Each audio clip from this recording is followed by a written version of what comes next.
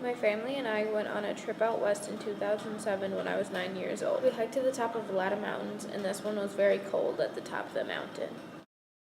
The exciting parts of this trip was one night and it was raining and we wanted to play cards in the tent. So my mom ran outside to get the deck of cards out of the truck. When she ran back to the tent, she had her head down because of the rain and she ran right in front of a handful of bison walking through our campsite.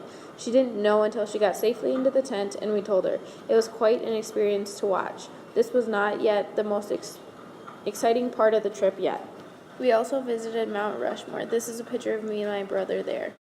We did a lot of hiking, and this is a picture of me and my brother at one of the summits.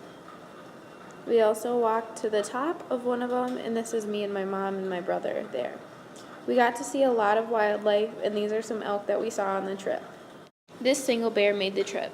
As we were on a boat going to another mountain to hike, the tour guide warned us not to interact with wildlife on the trails, and there had been bear sightings recently. Of course, I didn't think I would come across a bear during this trip. As we were walking along the trail, this mama bear found us to be a threat. She came towards us about 5 feet away, jumped at us, growled, and was ready to attack. We all froze still. Only being 9 years old, I was in the front of the group, closest to the bear, and I ever so slowly remember hiding behind my mom. You could see the hairs on the back of the mama bear standing up. We had no idea why she was charging at us. We all just waited very, very still and quiet. Little did we know, as we were standing very still and being very quiet, a baby bear came over the hill and scurried up by a nearby tree.